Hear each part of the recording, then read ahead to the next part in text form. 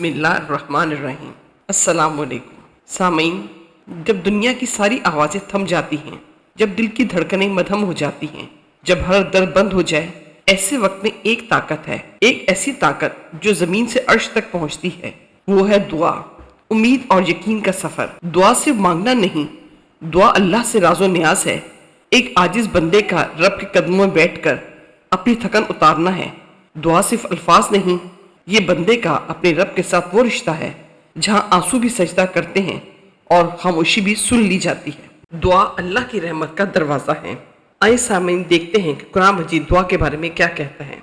सूरह बकरा की आयत नंबर 186 में अल्लाह ताला फरमाते हैं, जब मेरे बंदे तुमसे मेरे बारे में पूछें तो कह दो कि मैं करीब हूँ, पुकारने वाले की दुआ कबूल करता हूँ जब वो मुझे पुकारता है।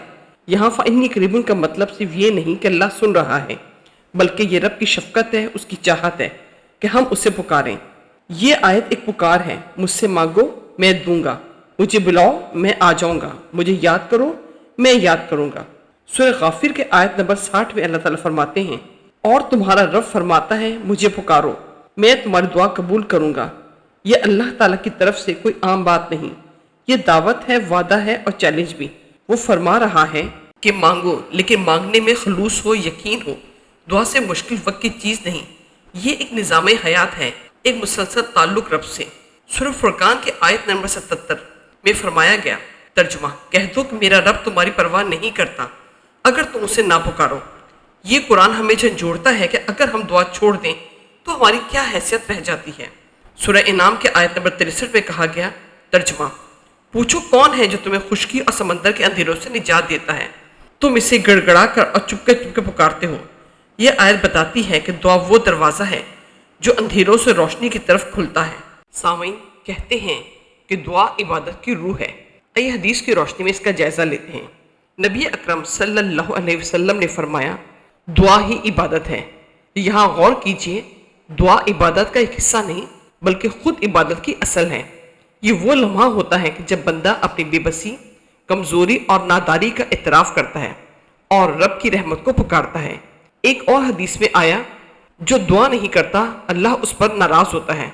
यानी दुआ ना करना तकब्बुर है और दुआ करना आजिज़ी की अलामत। नबी अकरम सल्लल्लाहु अलैहि वसल्लम ने फरमाया, दुआ मोमिन का हथियार है, ये दीन का सतून है और आसमान व ज़मीन का नूर है।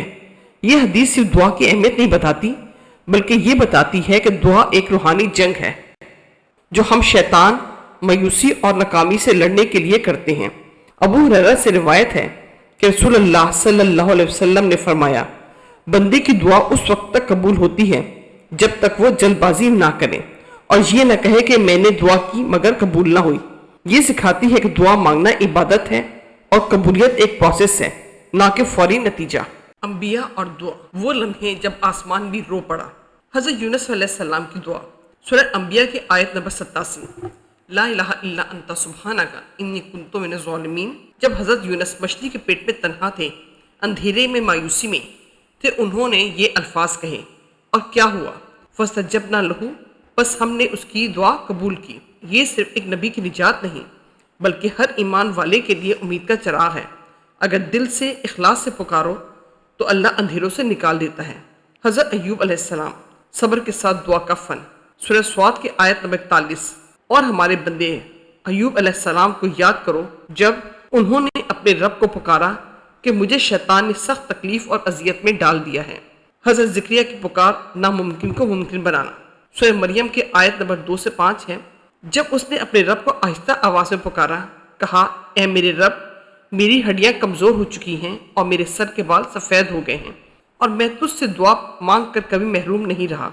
ये वो शख्स है जो बुढ़ापे में औलाद के लिए दुआ कर रहा है और अल्लाह इसे हज़रत यहया अता करता है। ये हमें सिखाता है कि जब सब दरवाजे बंद हो जाएं तब भी एक दरवाज़ा हमेशा खुला रहता है, दुआ का दरवाज़ा। हज़रत मूसा अलैहिस्सलाम, खामोशी में इल्तिजा, सूरह कसस की आयत नंबर 24, तन्हा, भूखे, बेघर, जला वतन, लेकिन दुआ में कुछ शिकवा नहीं, सिर्फ ये कि ए रब, जो भी खैर भेजे मैं उसका मुहताज हूँ। और अल्लाह ने उन्हें बीवी भी अता फरमाई, घर भी और फिर नबूवत भी। ये दुआ हमें सिखाती है कि जब हम खालिस नियत से रब को पुकारते हैं तो वो खाली हाथ वापस नहीं करता। दुआ के अदाब और गहरी हकीकत। दुआ के बुनियादी अदाब। یعنی دعا مانگتے ہوئے کن آداب کا خیال رکھنا چاہیے؟ سب سے پہلے تو اخلاص و خشوع ہونا چاہیے اور اللہ کے ناموں سے دعا کی ابتدا ہونی چاہیے، درود شریف سے ابتدا اور انتہا، گناہوں کا اعتراف کرنا چاہیے، صبر و توکل کے ساتھ مانگنا چاہیے۔ سورہ اعراف کے آیت نمبر 180 میں کہا گیا، اللہ کے خوبصورت نام ہیں تو اسے انہی ناموں سے پکارو۔ نبی اکرم صلی اللہ علیہ وسلم نے فرمایا، اللہ اس وقت تک بندے کی دعا نہیں لوٹاتا جب تک وہ کسی حرام چیز کی دعا نہ کرے یا قطع رحمی نہ کرے۔ یعنی دعا وہ دروازہ ہے جو ہر بندے کے لیے کھلا ہے، اس میں اخلاص، صبر اور یقین ہو۔ سامعین، دعا کا معاوضہ آپ بھی پا سکتے ہیں۔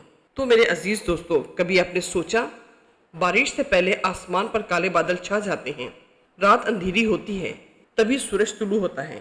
اگر تمہیں لگتا ہے کہ تم ٹوٹ چکے ہو، اگر تمہیں لگتا ہے کوئی سننے والا نہیں، تو بس ایک لمحہ رک جاؤ، آنکھیں بند کرو اور اپنے رب کو پکارو۔ وہ سن رہا ہے، وہ تمہارے قریب ہے۔ دل ٹوٹتا ہے تبھی دعا گہرے جذبے سے نکلتی ہے۔ تو اگر تمہاری زندگی میں اندھیرے ہیں تو سمجھ لو اللہ تمہیں پکارنے کا موقع دے رہا ہے۔ دعا مانگنا مومن کا اسلحہ ہے، دعا رب سے تعلق ہے، دعا بھروسے کا اعلان ہے۔ دعا کرو، رو کر کرو، ہنس کر کرو، خاموشی میں کرو، بس رب کو مت بھولو، کیونکہ وہی ہے جس کے خزانے لامحدود ہیں، رحمت بے حساب ہے۔ آج ابھی دل سے ایک دعا مانگو، وہ جو تمہارے دل کے سب راز جانتا ہے وہ تمہیں کبھی مایوس نہیں لوٹائے گا۔ تو آئیے سامعین، اللہ تعالی ہمیں بھی دعا مانگنے والا بنائے اور ہمارے دعاؤں کو قبول کرے، کیونکہ وہ بادشاہ ہے جو سب کچھ عطا کرنے والا ہے، خود پوچھتا ہے کہ کوئی ہے جو مانگے۔ سامعین، ویڈیو پسند آئے تو لائک کریں، شیئر کریں اور ہمارے چینل کو سبسکرائب ضرور کریں تاکہ اس طرح کے ایمان افروز ویڈیوز آپ کو ملتی رہیں۔